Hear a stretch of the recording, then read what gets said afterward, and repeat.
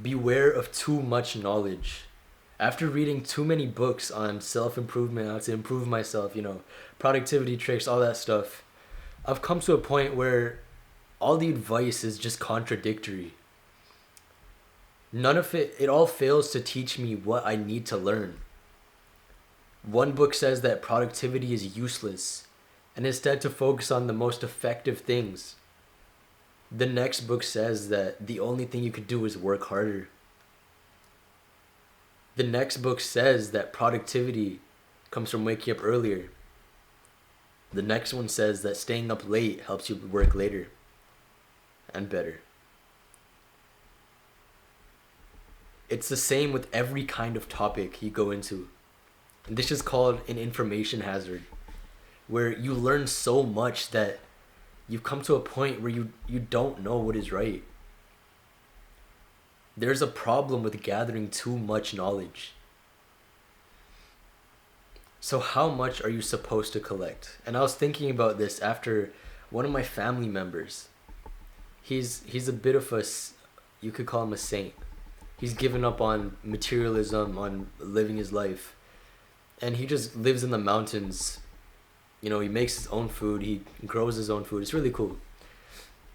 And he's like, he was talking to me because, we're both into that kind of like improvement kind of stuff. And he was like, you should quit the material world. I asked him, why do you do it? He says, because I find no value in money. I find no value in, working hard just to get to this point. And I was influenced. I believed what he said because what he said made a lot of logical sense. But that to me at this age is an information hazard. He learned all of that after traveling the world, after already becoming a multimillionaire, after already earning money and being almost 45 years older than me. And he's telling me this now. Who knows how much other stuff people have told you that's an information hazard to you. Now you might be wondering, why is that a hazard? Right? Why give up on the material world? Why give up on, living a life of luxury? It's because he was saying it in a way that was like, let life flow to you. I think this is the Buddhist Zen kind of way of living life, where life kind of flows to you. Whatever happens, he just lets it happen. He doesn't work hard. He doesn't try not to work hard. He just does what he needs to do, whatever he feels like he needs to do. And I'm like, okay, that's a pretty cool life, right? No need to work hard, just relax. That ruined me. I lost all motivation to work. I lost all motivation to find a purpose to follow.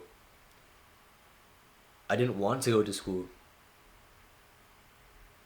I didn't want to try hard in anything. What kind of knowledge, what kind of life is that to live, especially for someone who hasn't gone through the same experiences this man has, who's already lived that life? It's one thing to be told advice, one thing to be told to, live your life more fully. But it's another thing to understand that. And I have it up on my wall if you could see it. It says, understand the cliche. Right there. Understand the cliche. Oh, it's very dark. Understand the cliche. Oh, God.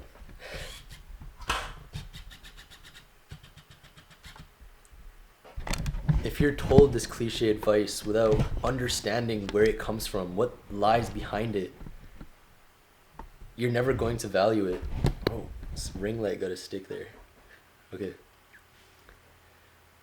If you're told this without understanding how they got to that point, then you will never value it. He told me to live this life, but when I started, I found it useless. There may be a point in my life where I will reach that, but that will be after I've achieved that material wealth. After I've gotten the clothes, spent the cars, lived in the mansions. I'll be able to live my life fully being told this advice from someone who lost their father.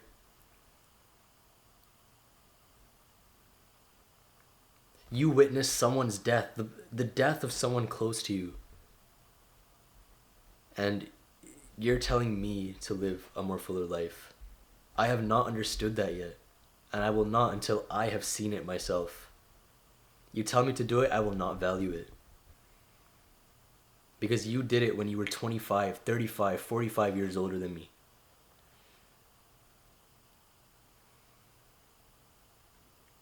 This is why the best people to get your advice from, the best people to learn from, are those who are one level above you, not those who are 20 levels above you.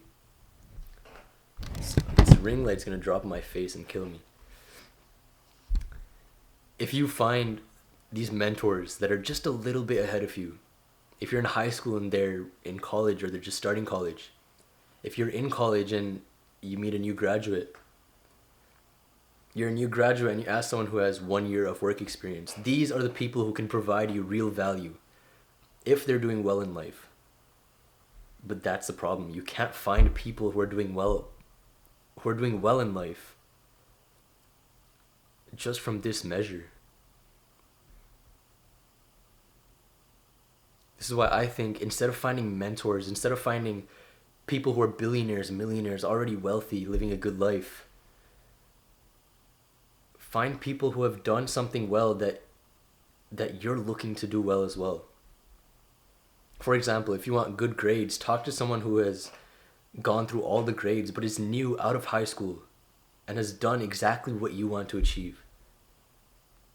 If you want to achieve a 4.8 GPA in high school, talk to someone who has achieved a 4.8 in high school but has recently done it. They will remember exactly what they did, exactly how they studied, exactly what they did and how they prepared for tests. If you want to build muscle the fastest way in the first year of working out, listen to the people who have just done that.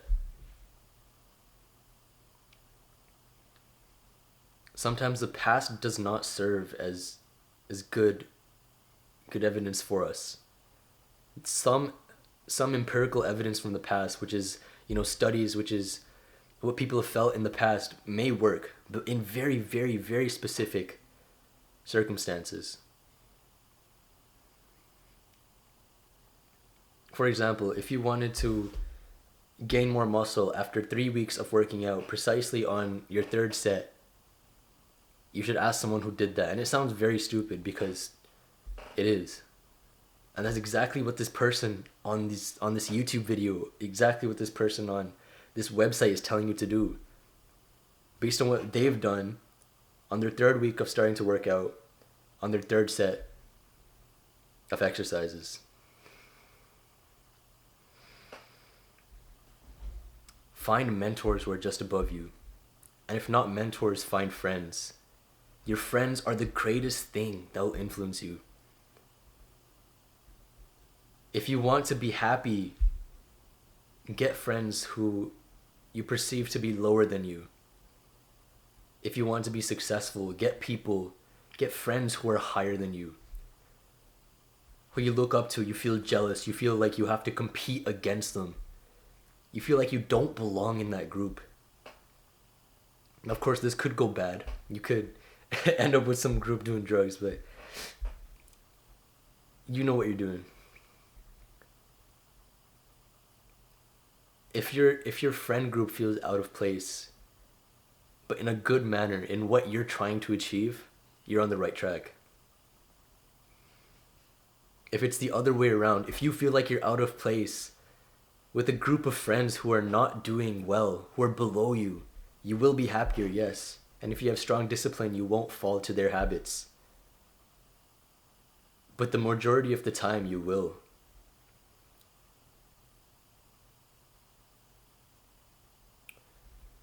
We do not rise to the level of our goals. We fall to the level of our systems. Whatever's in place already, we go to automatically. We go to our friends automatically. Whatever you read automatically is what you become. Every small thing you do, every small action you take can change your entire life. Talk to that one person at the library studying hard, and you might get the next person who will tutor you for that chemistry class next year that you signed up for and get you an A in that. If you'd never met them, who knows what would have happened, because chemistry is not your strong suit. Imagine how many of these small things you could do and how they would add up in positive ways to exponentially make your value higher.